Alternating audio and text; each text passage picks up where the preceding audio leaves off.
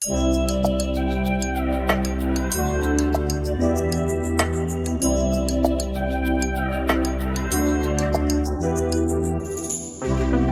Hello dear student, आशा है आप लोग अच्छी तरह से होंगे। तो पिछला वीडियो हमने देखा जिसमें हमने सरकारी बजट के स्वरूप को देखा।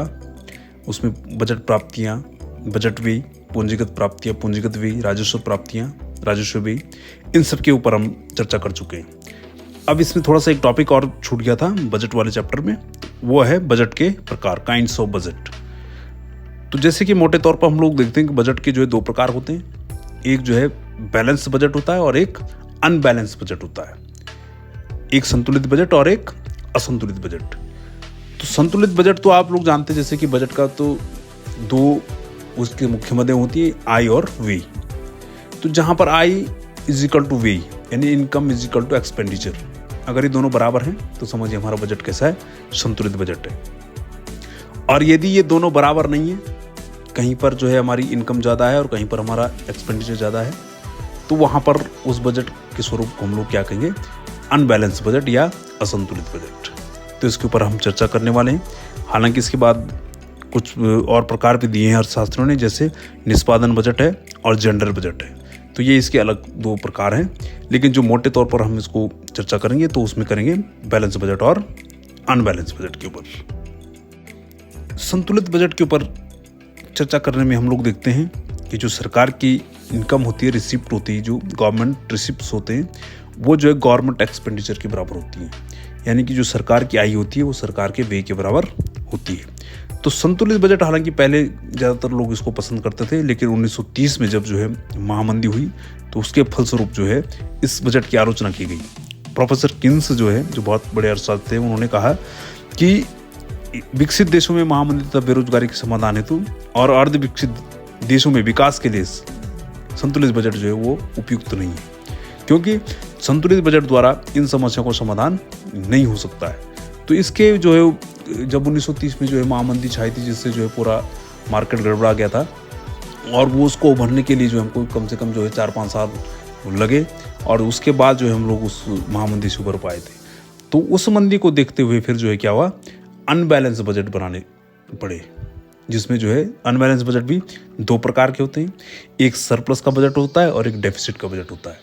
यानी कि मतलब एक जो है आधिक्य का बजट और एक घाटे का बजट। तो सबसे पहले हम चर्चा करते हैं बचत का बजट या अतिरिक्त बजट, सरप्लस बजट।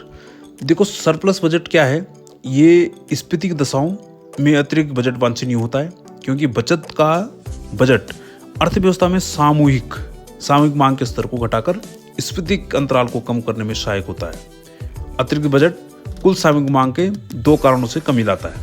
पहले क्या है, ऊंची करों द्वारा सरकार आर्थिक अधिक आय अर्जित करती है, जिससे लोगों के पास क्रय शक्ति घट जाती है, जिसके फलस्वरूप क्या हो जाती है, मांग कम हो जाती है। दूसरा क्या है कि कम सरकारी व्यय के कारण लोगों को कम आय मिलती है, जिसके फलस्वरूप उनकी मांग कम हो जाती है।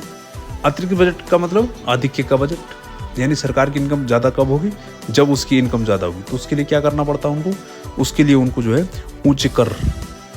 ऊंची जो करों की दर है वो रखनी पड़ती है। और फिर दूसरा क्या है कि आपको सरकारी व्यय कम करना है, तो जिसके कारण आपको बजट जो है क्या होगा, अधिक होगा।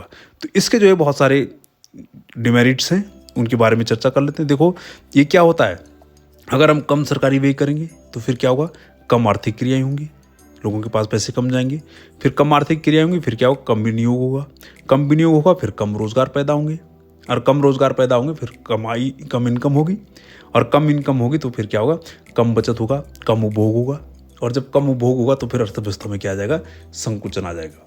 तो ये इसकी जो है थोड़ा सा डिमेरिट्स हैं, इसलिए जो इस बजट को भी काफ़ी कम सरकारें हैं जो इसको तैयार करती हैं। अब इसके बाद है घाटे का बजट। घाटे का बजट मतलब वह बजट है जिसमें सरकार की अनुमानित आय सरकार के अनुमानित व्यय से कम होती है। यानी कि मतलब जो रिसिप्ट्स हैं वो कम हैं और जो एक्सपेंडिचर हैं वो गवर्नमेंट के ज़्यादा है। यानी कि मतलब घाटे के बजट का तात्पर्य यह है कि सरकार जितनी मात्रा में मुद्रा अर्थव्यवस्था में खप सकती है, उससे अधिक मात्रा में मुद्रा अर्थव्यवस्था में प्रवाहित कर दी जाती है, जिसके फलस्वरूप क्या होती है, अर्थव्यवस्था में विस्तारवादी शक्तियाँ वो उठ जाती हैं, जो विस्तारवादी शक्तियाँ हैं वो जो है क्या करती हैं, अपना जो है बिजनेस जो है स्टार्ट कर देती हैं। तो इससे जो है क्या होती है, अर्थव्यवस्था में विस्तार होता है। देखो कैसे होता है, समझने का प्रयास करेंगे। इसमें जो है क्या है, माना आप घाटे का बजट तैयार हुआ तो उससे क्या होगा, अधिक सरकारी व्यय, आपको व्यय ज़्यादा खर्च ज़्यादा करने पड़ेंगे सरकार को। उससे क्या होगा, अधिक इन्वेस्टमेंट होगा, विनियोग ज़्यादा होगा, और अधिक विनियोग ज़्यादा होगा फिर अधिक रोजगार होंगे, और अधिक रोजगार हुए तो फिर अधिक इनकम होगी, और अधिक इनकम होगी तो अधिक बचत होगा, अधिक उपभोग होगा, और जिसके कारण से क्या होगा, अर्थव्यवस्था में विस्तार आएगा। अर्थव्यवस्था जो है आपकी क्या होगी, बढ़ेगी। तो इस प्रकार से असंतुलित बजट जो है दो प्रकार के हो गए, एक जो है अतिरेक सरप्लस वाला बजट और एक डेफिसिट का बजट, यानी एक घाटे का बजट और एक बचत का बजट। तो इसके बाद जो है हम बजटीय घाटे पे चर्चा करेंगे। बजटीय घाटा जो है वो मुख्य रूप से 3 प्रकार का होता है। एक जो है राजस्व घाटा, एक राजकोषीय घाटा और प्राथमिक घाटा, यानी रेवेन्यू डेफिसिट, फिजिकल डेफिसिट और प्राइमरी डेफिसिट। इसके बारे में भी थोड़ा चर्चा कर लेते हैं। सबसे पहले चर्चा करते हैं राजस्व घाटे की। तो राजस्व घाटा, जैसे कि आप लोग जानते हैं कि राजस्व व्यय और राजस्व आय के अंतर को जो है राजस्व घाटा कहते हैं। यानी कि मतलब जो एक्सपेंडिचर है और रिसिप्ट है उनका जो अंतर होता है उसको हम क्या कहेंगे, राजस्व घाटा कहेंगे। और इस राजस्व घाटे को पूरा करने के लिए सरकार क्या करती है, या तो परिसंपत्तियाँ, यानी कि परिसंपत्तियों को बेचकर करती है, या फिर जो है कुछ देयताएं उधार लेती है, तो जिसके कारण से इसकी पूर्ति होती है। उसी प्रकार से राजकोषीय घाटा भी सेम इसी प्रकार के, उसका संबंध सरकार की राजस्व पूंजी और पूंजीगत पूंजी दोनों से होता है। यानी कि राजकोषीय घाटे में, यानी कुल राजकोषीय व्यय और कुल राजकोषीय आय के अंतर को हम लोग क्या कहते हैं, राजकोषीय घाटा कहते हैं।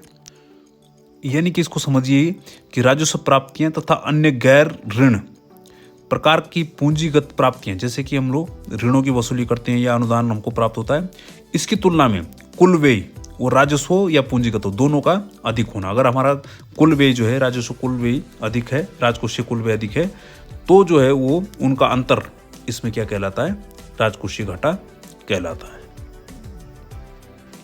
तो इसके बाद प्राथमिक घाटा जो है, और जितना राजकोषीय घाटा हुआ उनमें से अगर हम ब्याज के भुगतान को हटा देंगे तो हमारे पास प्राथमिक घाटा निकल जाएगा। यानी कि प्राथमिक घाटा राजकोषीय घाटे तथा भुगतान किए जाने वाले ब्याज का अंतर है। प्राथमिक घाटा यह भी स्पष्ट करता है कि देश की सरकार को कितने ऋण की आवश्यकता है। प्राथमिक घाटे से यह भी ज्ञात होता है कि सरकार को ब्याज के भुगतान के अलावा अपने खर्चे चलाने के लिए कितने ऋण की आवश्यकता है, तो इसको हम प्राथमिक घाटा कहते हैं। तो इस प्रकार से इन तीनों घाटों का हमने ब्रीफिंग यहाँ पे देख ली है। इसके क्वेश्चन आंसर मैं आपको अभी दे रहा हूँ। बाकी इसके क्या फ़ायदे हैं, इनमें क्या पर्टिकुलर अंतर है, इसके लिए मैं एक दूसरा वीडियो आपके लिए जारी करूँगा। तब तक के लिए आप इसके क्वेश्चन आंसर जो मैं दे रहा हूँ पीछे, उनको सॉल्व करने का प्रयास करेंगे। अन्य कोई डाउट हो तो आप कमेंट बॉक्स में लिखें। Thank you very much and keep watching NK Eco Study।